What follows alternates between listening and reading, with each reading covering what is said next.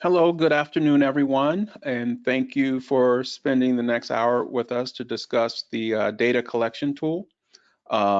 Today, I'm joined by the Optimus team who developed the tool. I will turn it over to Leslie Lee, who will introduce the rest of her team, as well as introduce the topic and talk about how today's session will go. But before I get started, I just realized I didn't introduce myself. My name is Robert White, and I'm the Operations Director for the DDA. And welcome. So Leslie, who do you have with you today? Thanks, Robert. Hi, everyone. This is Leslie Lee from Optimus. I have with me Chris Welsh from Optimus, and then Caleb Levon from Optimus as well.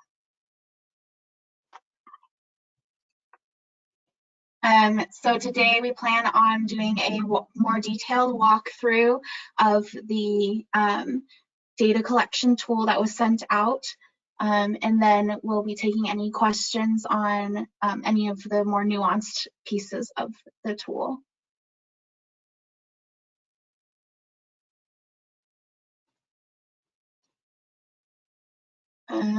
So let me share my screen.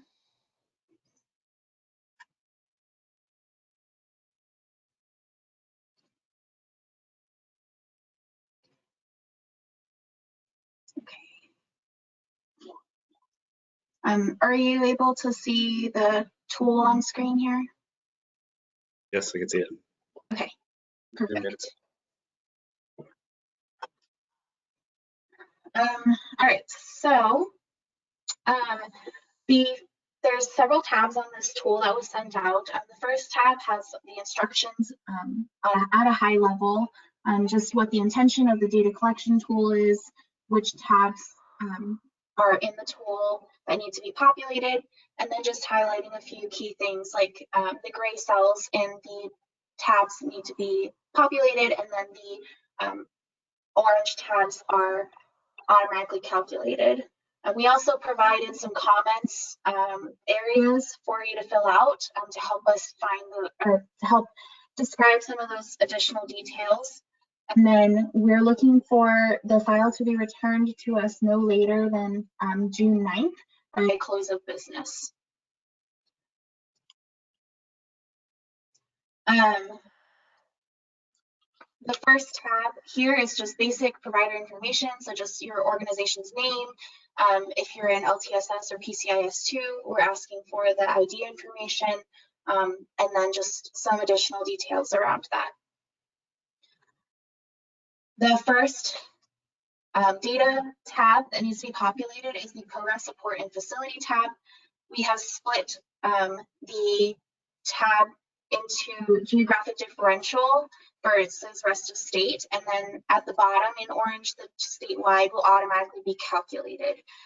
If you are unable to split out the geographic regions, you are welcome to fill in the orange tabs for your totals. And the same with when we look at total billable and non-billable wages, if you're unable to split that out, you're welcome to fill in the combined total. But the more detail you're able to provide us, the more helpful it will be for us to be able to parse out this information. We are looking at, for DSP wages, the section here, as I've described, billable and non-billable wages.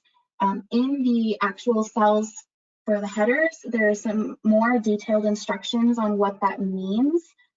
So for instance, the total billable wages we're looking for the total annual DSP wages paid for direct support services rendered. And then this is only including costs paid for staff hours that are billed for DDA services. And then there's similar details for the other cells moving down the headers. For program support, we're looking for salary wages and non-wage costs to be split out. There is at the end of this tool a cost categories defined tab, which has information on what constitutes salary wages and non-wages. So I'm going to flip over to that really quick.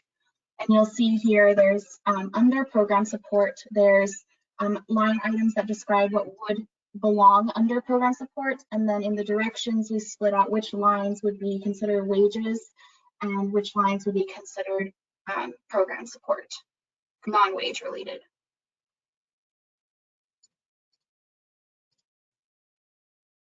For facility costs, again, under the cost category tab, there's defined line items on what would constitute facility costs. We're looking for a combined total dollar amount for that column.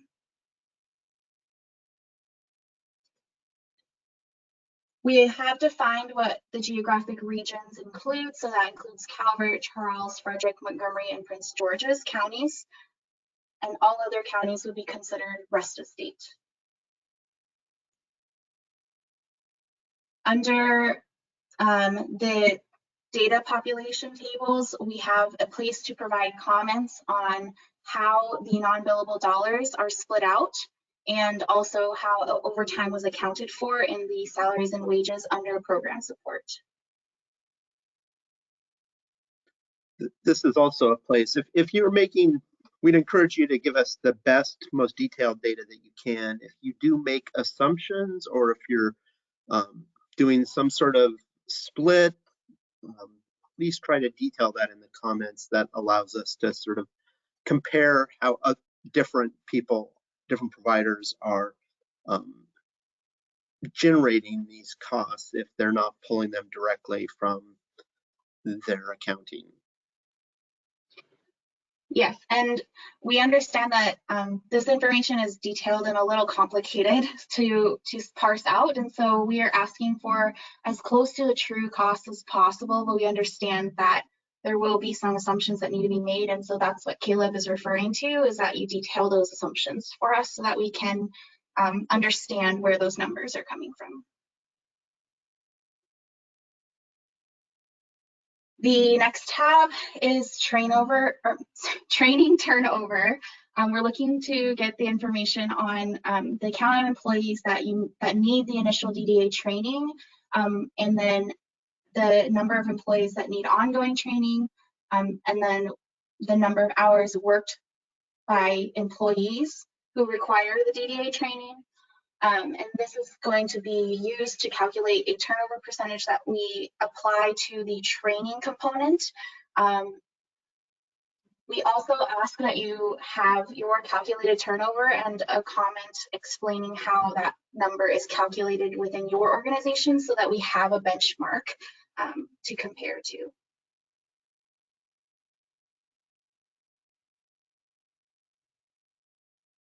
Okay. The third tab in red is a little bit different than the other tabs, because in the other tabs we're asking for the true costs and concrete data.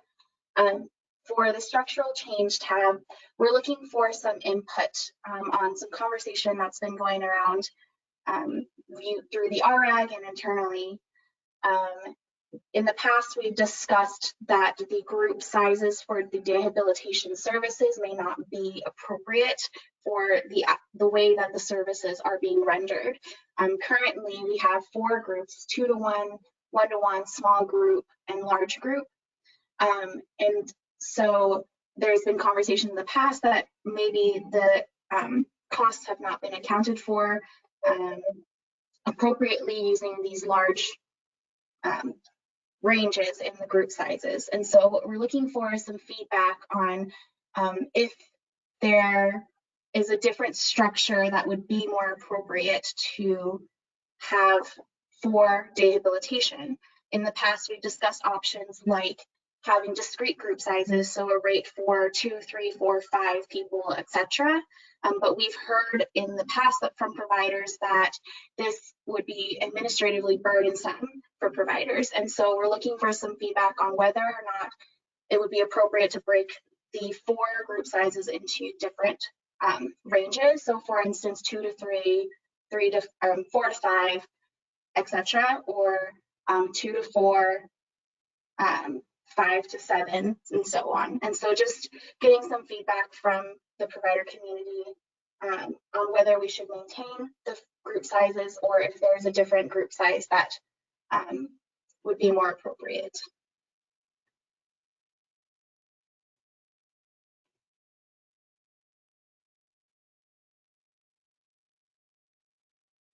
Yeah, just to amplify what Leslie was saying, you know, we don't have, there's a tension here, obviously, between the reporting requirements and the level of detail. The rates we come up with are going to be essentially blended averages within those group sizes. So if we have group sizes that cover smaller ranges, they're going to be more precise, but you're going to have to collect more data and track those group sizes more closely. So we think there's a trade-off there, but we're asking for your experience and practical application of this. Is there some sizes that are just very common and it would make sense that there's common breakpoints, or is there a big cost change at a certain point that might be relevant?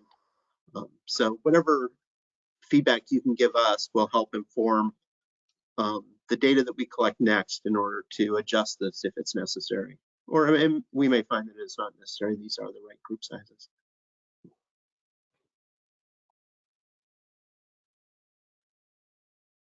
Okay. So the last tab that we have for data population is tab number 4 is the max proposed data collection tool. After having conversations with the RAG, this template was proposed to us to include because there's more detail in here broken out. And so what we've opted to do is include the template as an option for providers to populate if able to. As I said earlier, the more detail that we get, the better informed we can make our analysis. So on this tab, the information is broken out into 4 sections. The first being total salaries and wages for direct DSPs only. And so there's broken out into base wage, overtime, bonuses, any contracted or temp agency DSPs, and then anything else that would be counted under DSP wages. We have a section looking for information on the total hours worked by DSPs, and then looking at the average annual hours allocated per full-time DSP. And then the 4th section is all other operating costs. So that includes program supports, transportation, training, etc. We are looking to address the fiscal year 25 priorities that the RAG has identified. And so some of this information on here may not ultimately be used in this cycle. However, any information you're able to populate will help inform what data we need to collect or steps that need to be taken in future cycles. So this would be extremely helpful if you are able to populate the max or this 4th tab here. On the right in blue is the more detailed instructions on what should be populated within the yellow cells. And just like in the program support and facility tab, if you're unable to break out the information by the services, you're welcome to populate column G, which is the combined services. On each line, there is a section to enter notes, any assumptions that were made, or any additional detail that you think would be helpful for us to know. Again, the more detail you're able to provide for us, the better it will be for our analysis purposes.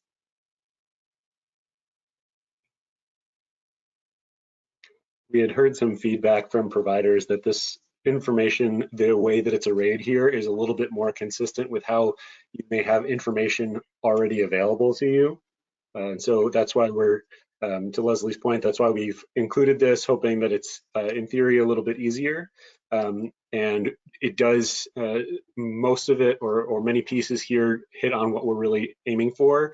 But since it's designed to kind of be in place with current data collection, there are a couple lines that we're not planning on addressing this time, but for the most part, information here is information we'd like to use to be able to make adjustments in 25. So just wanted to reiterate that, we appreciate that this is something that you are all, volunteering to support with, and that this is, an ask that's kind of out of your busy schedule. We really appreciate that. So ideally, hopefully this tab is a little bit easier based on the feedback that we had heard.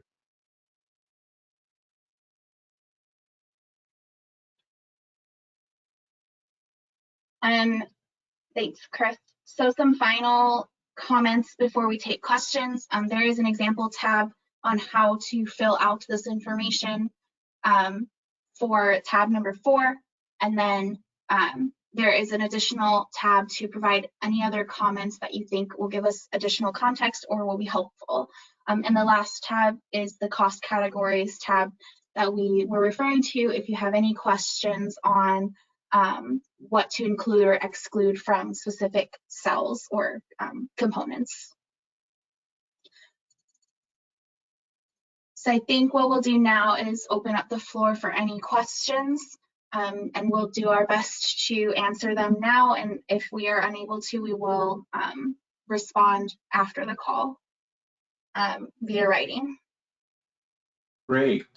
Thank you, Leslie, for that brief overview of the data collection tool. Before I turn it over to Elizabeth Peters, I just want to echo what Chris just said. We appreciate the fact that this takes time to fill out, and we do understand it's a pretty tight turnaround time. But however, we really encourage everyone to go through this exercise because this data is very important in informing any possible changes to the FY25 rates or the percentages assigned to each of those components. And even if you feel like that you need additional assistance after this presentation, please feel free to reach out to me and we can probably schedule a one-on-one session with you.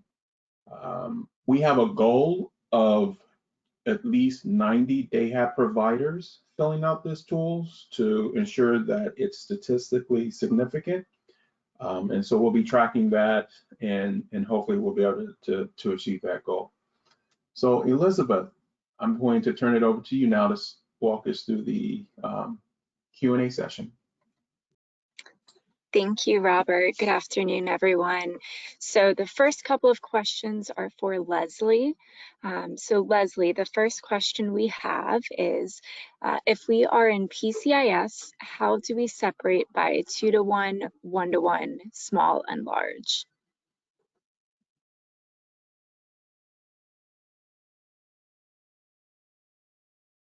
I can jump into support and answer some of these questions as well. By the way, I'm Chris. I don't know why it's showing my name is Winter, but I am not Winter.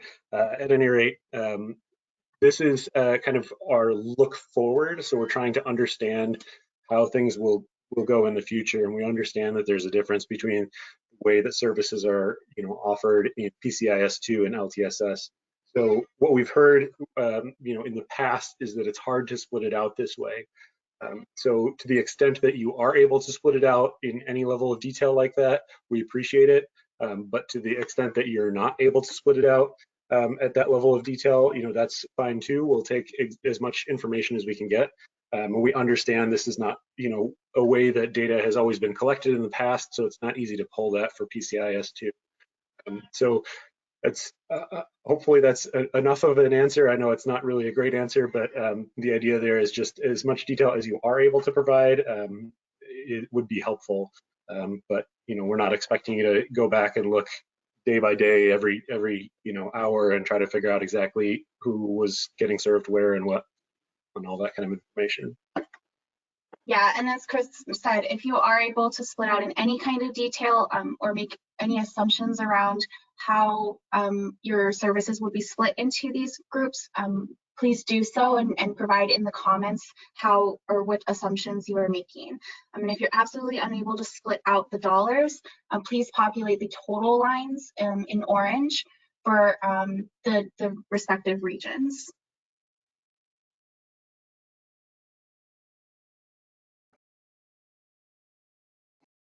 Thank you both for answering that. Next question we have, how are we supposed to allocate facility cost if we have several programs within the same facility?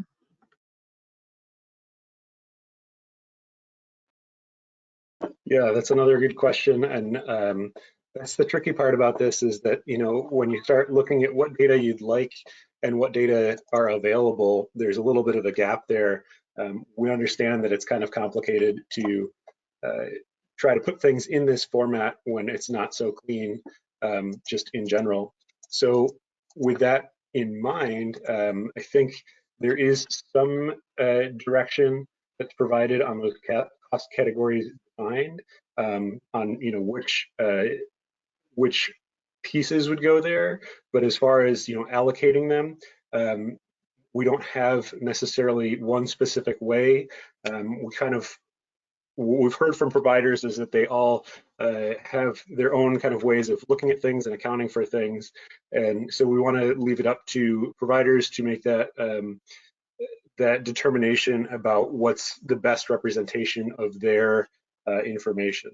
So that's something where if there are a facility that shares multiple services, then we'd try to we'd expect you to split that kind of proportionally between those services in the way that makes the most sense to you, or the way that you're best able to do that.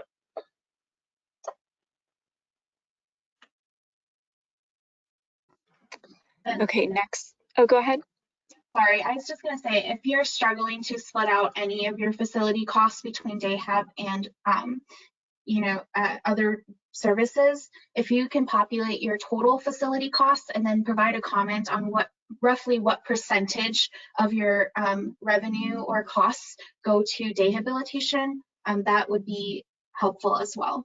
But as Chris said, if you're able to split it out to some level, please do, and again, provide those comments around the assumptions that you make. Otherwise, provide total facility costs with a percentage of what your rehabilitation services are.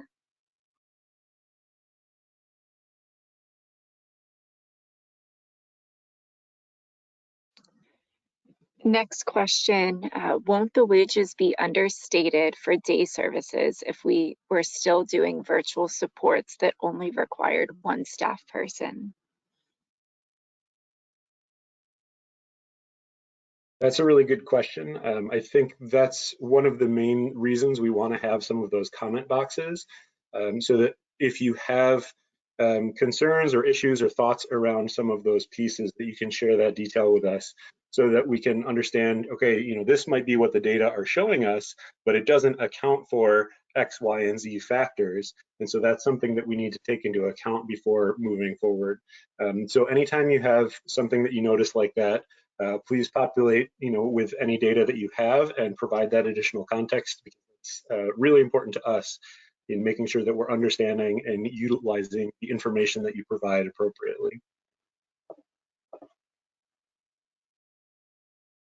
Yes, and to reiterate, please populate your actual cost and then include that information in the comments so that we can make adjustments uniformly across providers.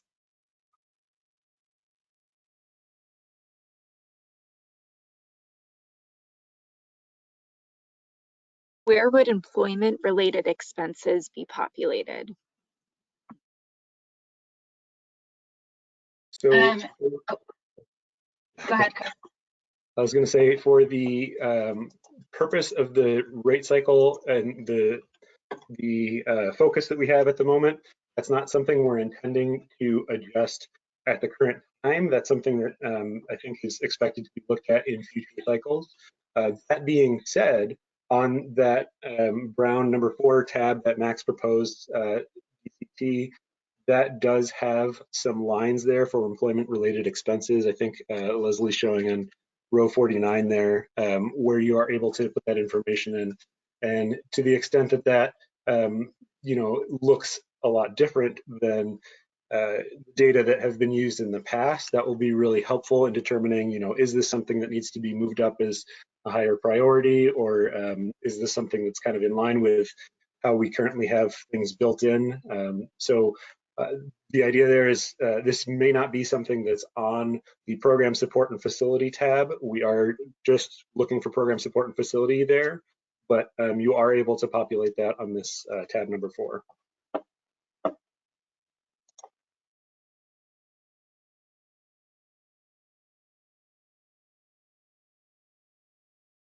Thank you.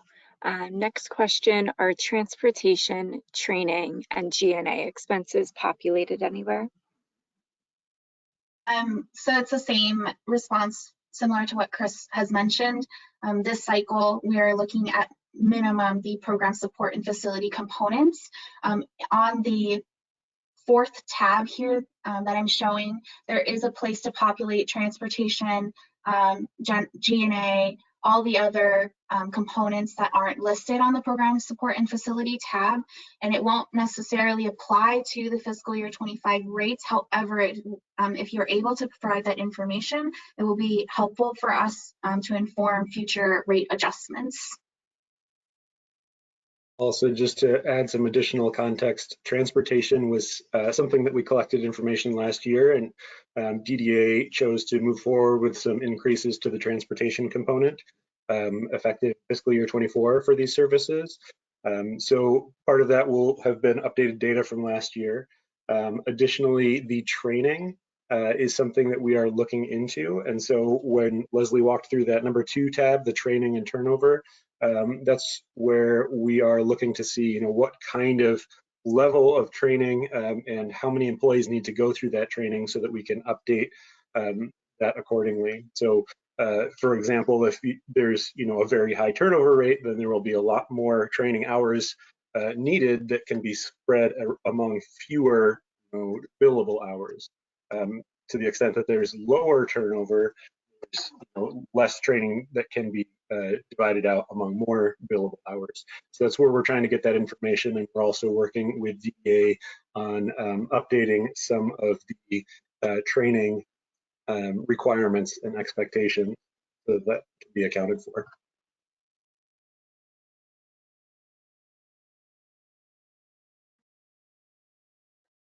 Next question, what is included as non-billable time for staff providing legacy PCIS day services, i.e. training, paid leave, etc.? Or are we expected to project what hours would be non-billable when billing in 15-minute units in the LTSS system for a day, i.e. project late arrivals, early dismissals, non-billable activities, etc.?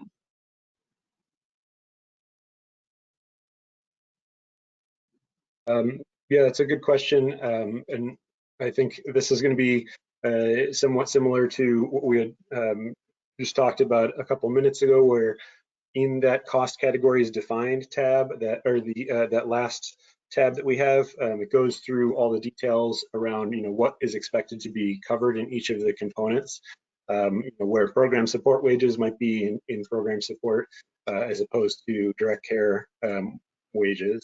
Or billable wages. So to the extent possible, what we're really trying to aim for is, if you have someone that's there for, let's say, 8 hours a day and they're providing 6 hours of services, then we'd want to try to capture those 6 hours of services, even if it's not billed exactly that way, PCIS too.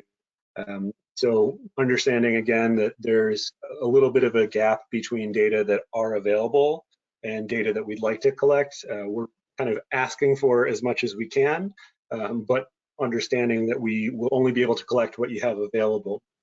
So I think our idea there is to just, to the best of your ability, we'd ask you to split out what amount of time and what wages, proportionally for that amount of time were directly related to providing those services versus wages that were, or time that was used for other components.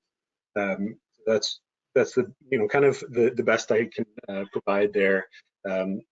So we understand, it's difficult and it doesn't exactly work all the time, but, we're trying to collect as much as we can, and as much as details you can provide is really helpful. And just for a little extra clarification, under the header for the total non-billable wages, we're looking for DSP wages paid for any indirect supports rendered. So things like program support, transportation, if they're being paid during emergency closures, etc. So those are the kinds of things that we're looking for. And the distinction for program support salaries and wages is that the non-DSP wages that other employees provide that go to program support there.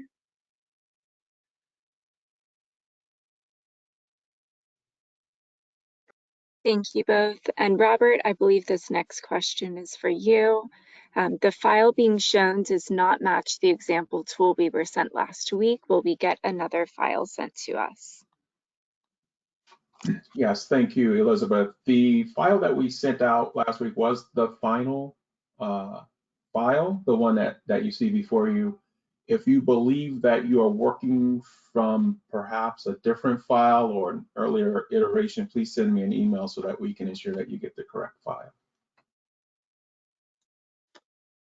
Let's take a second also to clarify that this is the data collection tool for fiscal year 25. It is separate and distinct from the general ledger template, which has been circulated in draft.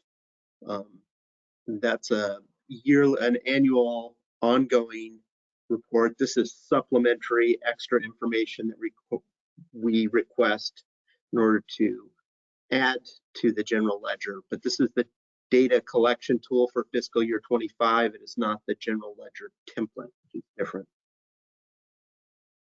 Yes, thank you. I believe that's an important distinction.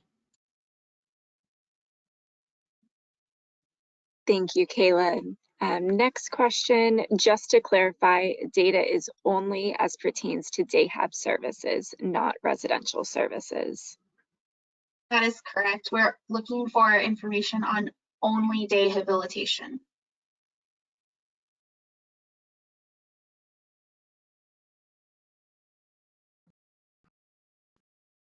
Thank you, Leslie. And I know that we touched on this briefly, but if you want to just highlight again what time period we're looking to complete this tool by. So we're looking for data on fiscal year 22, and we're looking to receive this information by Friday, June 9th at the latest close of business.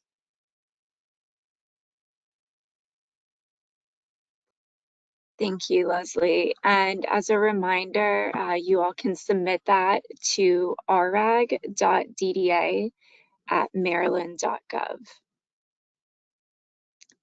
So next question, our staffing and number of individuals have increased since FY22. Can we use data for FY23 or what we have budgeted for FY24? So we're looking at cost, true cost data. So if you could populate for fiscal year 22 and then include in the comments what you're seeing in the patterns for the upcoming fiscal year or fiscal year 23, that would be helpful for us. But we want to keep all of our data on a consistent time basis so that we can apply any adjustments on a consistent basis. So I'll also add to that what we're really trying to identify here is relative costs. And so if your total revenue or expenditures have increased, if you think that relative cost has changed, that's really what's more important for us. So for example, if in fiscal year 22, let's say 20% for every dollar you spent on wages, you spent 20 cents on program support, then we have that kind of 20% ratio. And for fiscal year 23, if you've say just doubled your business, but that is still that same kind of relationship, that's what we're hoping is represented here. But if you feel that newer information may be more accurate, like Leslie said, please provide that in the comments. So that's something that we can take into consideration if that's something we need to adjust for.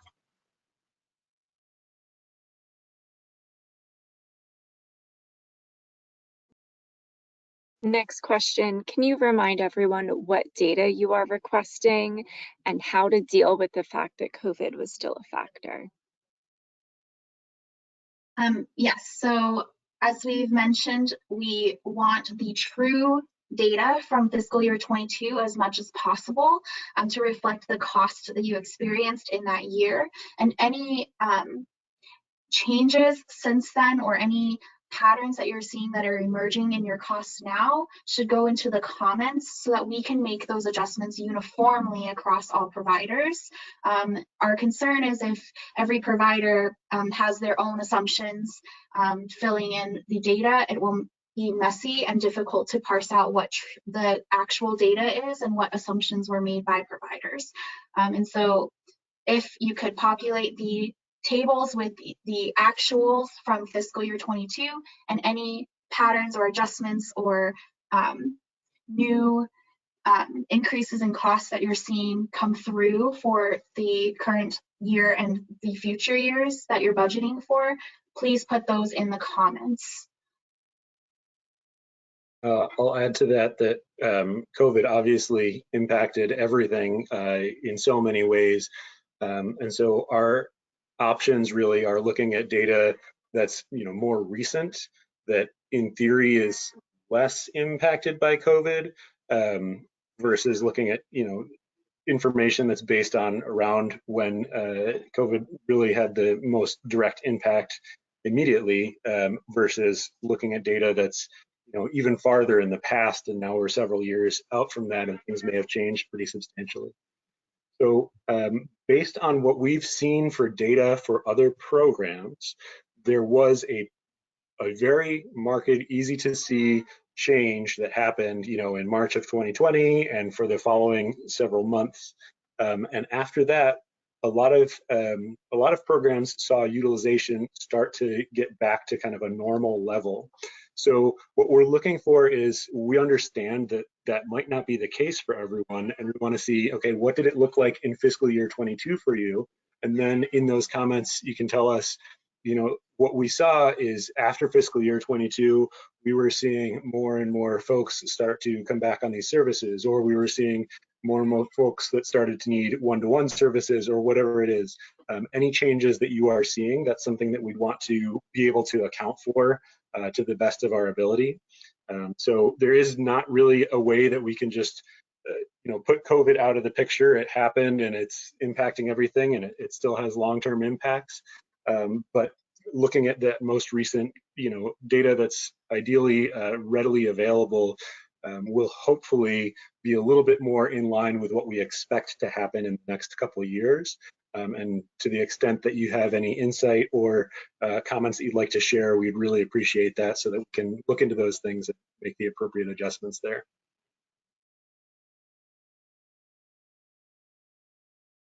Thank you. Next question for training. Do you want just DSP or also program support staff? And so we're looking for any employee that needs to go through the DDA training to provide services to members. So we understand that programs vary across, or business models vary across. So some providers may have non-DSP employees go through training. We want to account for as much staff that has to go through training as possible. Thanks, Leslie. And continuing on that training line of questions, is the ongoing referring to those requiring refresher training? Yes. Great. And then is turnover request only for DSP or all center and program staff? I think we'd be looking at that on the same way that Leslie just described, where it's any of the folks that need to go through that DSP training. That's really probably the best way that we can describe it. Like Leslie said, we understand sometimes there's people who do supervision and some of their time is DSP, or there's lots of different models. So I don't know that I can give a perfect clear answer that's going to match for everybody, but I think that guidance of any folks who are going through that training, that would be helpful for us to understand. And then another training question, when you say number of hours worked by employees who require DDA training, do you mean hours spent in training? No, that's going to be, we're really looking for kind of a denominator there. And so what I mean by that is if we were saying, you know, that you have 2,000 hours that you worked in a year and you spent, you know, 100 hours in training, then we could divide that 100 by the 2,000 to see, roughly speaking, you know, what percentage of your time is training, what percentage do we need to account for there. So some of that training information about how many hours are required for training is going to be coming from DDA. What we're really looking for is how many hours your staff was working for that kind of denominator of what percentage of their time would be the number of hours that they were working. So just to clarify, we're looking for total annual hours worked by employees that had training.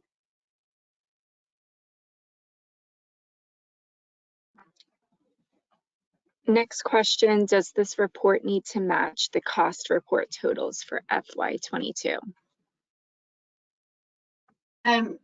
No, we want the information to be as close as you possibly can get for us to reflect the actual costs in fiscal year 22, but we're not benchmarking the cost reports. If there are any reasons that you know of that they shouldn't match, please let us know in the comments there. You know, we're not going to be trying to say these are $20 off and really look at that difference. But if you have a 20% difference, that's something we'd really appreciate having that additional information in the comments. And then for the next question, just looking for some clarification. So the cost category definition has DSP wages paid for transportation time as transportation. However, tab 1 has it listed under DPS wages. Can you clarify which is it?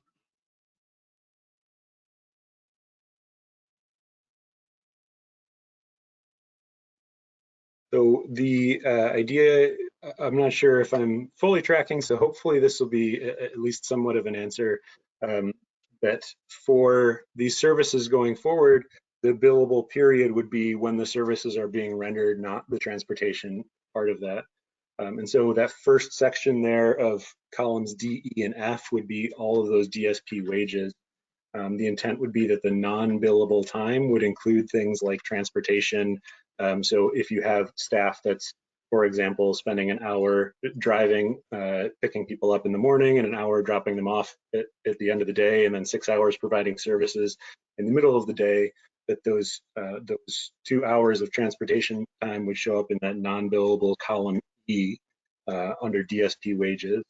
The other 6 hours would show up in column D as the billable time, and the combined would show up in column F. So that's this DSP wages is really looking at kind of everything for DSP wages. It's not necessarily a component like transportation that would be split out. So hopefully that kind of helps, but we know if there's additional follow-up there. And I can flip over to the cost category to find, just to clarify, the column on B and C is what to include, and then the columns in D items are what to exclude. And so we would want to exclude transportation from DSP cost category.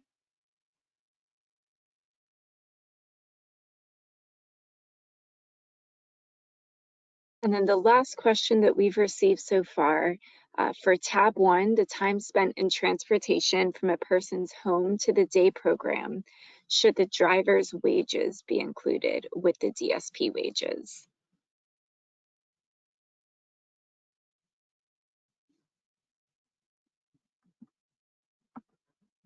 So I think that's kind of similar, and hopefully we're not making this too confusing, but we're really trying to collect DSP specific information. We understand that there are some programs that have dedicated drivers and some programs that have DSPs that drive and provide services. And so I think, Leslie, feel free to jump in, or Caleb if I'm misrepresenting this, but the DSP wages would include DSP specifically, and anything that's transportation focused staff would not be included in that DSP component. Yeah, and if we were doing a full rebase, we would normally account for those costs under the transportation component specifically. Just like here you see the program support being split into salary, wages, and then non-wage costs. In transportation, we would have that information as well. So if that is the case where your business model has dedicated transportation staff, I would exclude those costs from the DSP wages, because we're only looking for DSP wages there, but include in the comments that that's something that your business does.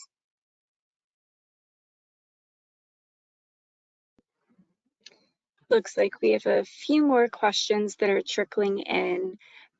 Next question is whether or not this is mandatory to complete.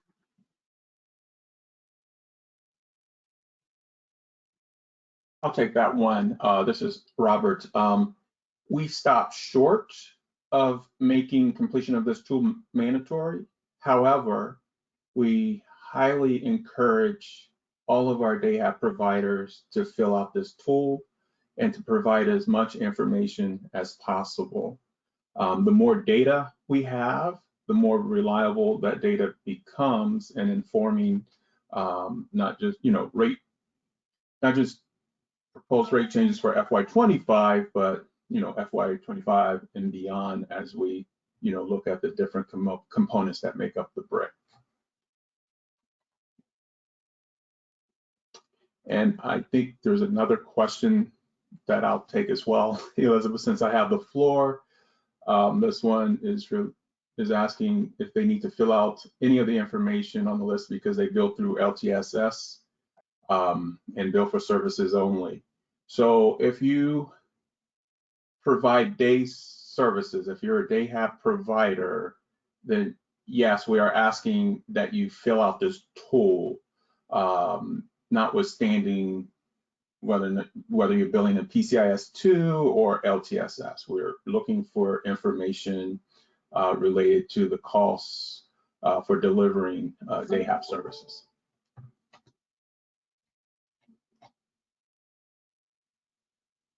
Thank you, Robert. And then one more question, I'll turn back to Optimus.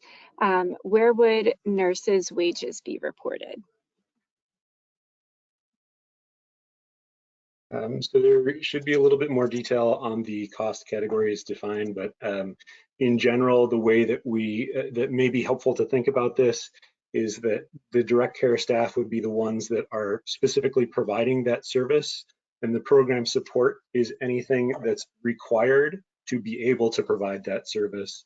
And so to the extent you have nursing staff where they're not providing a nursing service, but they are needed to provide, for example, day habilitation, then we would expect those costs to show up in program support costs. So that would be that component of salaries and wages for program support.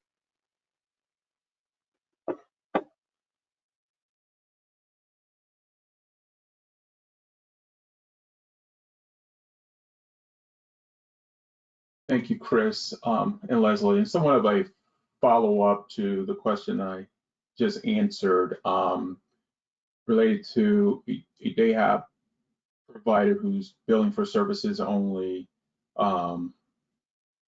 Where specifically would they enter that information?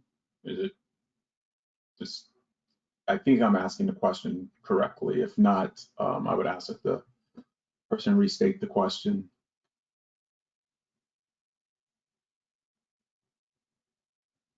So if they restate the question, I'll come back to you. I don't know if Chris or Caleb is comprehending, but I don't quite understand what you mean by just billing for services. I'll just reiterate kind of the theme that we have going here, which is we understand this is not necessarily going to be a direct match where you can just say, okay, I have cell A and I'm going to put it in cell B and everything is hunky-dory. But we just ask that you populate to the best of your ability. If you have questions and thoughts around some of these that don't necessarily map out as cleanly as you might expect or hope, that you just provide that additional comment so that we can try to interpret it and use it to the best of our ability. There isn't any tool that we've found that works perfectly for every single provider every single time. So we understand there's a lot going on here, and again, we really appreciate you volunteering to help us out and provide some information here. But the overall kind of idea is that that we're trying to do this to the best of our ability, to the best that you are able to parse things out to the level of detail that you're able to do. That's all appreciated. Anything that you cannot do or that doesn't match cleanly, provide as much as you can and as many comments as you can, and we'll take what we can get there so that we can have a better picture of the program. Thank you, Chris. The individual asked a question, wants to ask the question directly, so I will unmute you, Brandy. Before I unmute you, though, I just want to remind everyone that this session is being recorded. I believe the disclaimer went out there in the beginning, but just wanted to make sure that everyone's aware of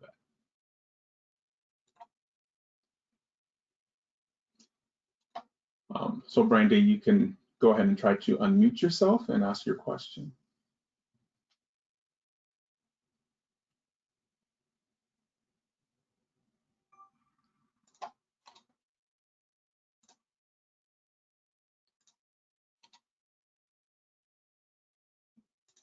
Okay, can everyone hear me? Okay, Yeah. great. I'll be short and sweet. So like I was stating, I bill just for the services only. I just need to know where specifically on the sheet that I enter that information. So when you say you bill just for the services only, what we're trying to collect really is kind of expense information. So do you have expenses broken out in a way that you're able to look at different pieces of expenses, or is that just kind of a one thing? I'm not sure about expenses. So for an example, I bill for a DayHab one-to-one and DayHab small group. I bill just for the participants within that program, like for the day, whatever day services provided for them, if that makes sense. Sure, and if it's helpful to have additional conversation or comments around that, we're certainly open to doing that. I think our idea, kind of the big picture here is, we've looked at data in the past, aggregated that data and pulled it together to try to develop rates that represent the expenses that providers have for each of these. So what we're trying to collect here is any expense related information about those services. And what we've heard from some providers is that there may be some issues with some of the components, or some thoughts around these specific rates. So we're trying to see maybe the small group rate, let's say if it's $5 and what your actual costs are $7, we want to be able to look at that difference. So we're trying to kind of get a good picture, not just of the revenue that you're billing, but of the costs that you're experiencing to be able to offer those services. So I don't know, hopefully that helps a little bit. It does, thank you.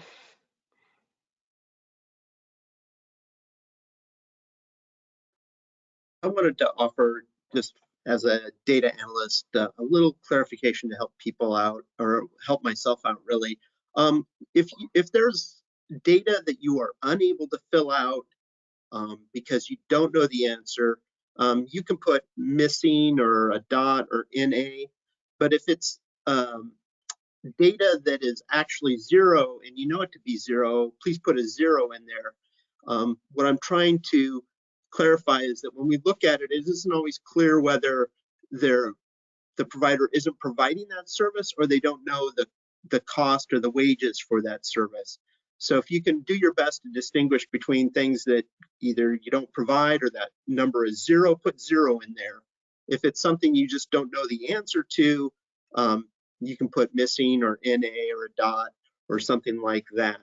And that helps us when we're looking at it, and we're totaling stuff up and the total doesn't necessarily match adding the components. It might be that some of the data is missing. So do your best to clarify whether something is missing or it's just 0. Thanks.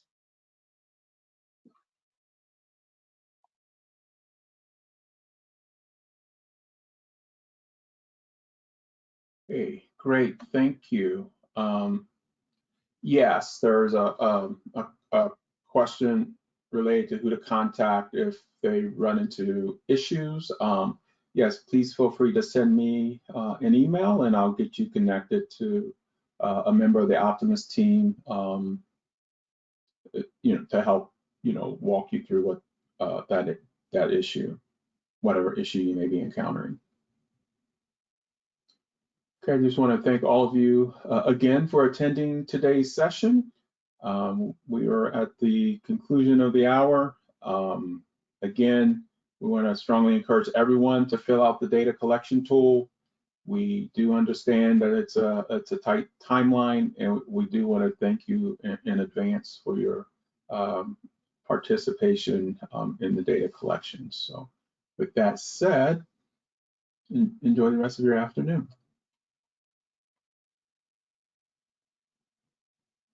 Thank you. Thanks all.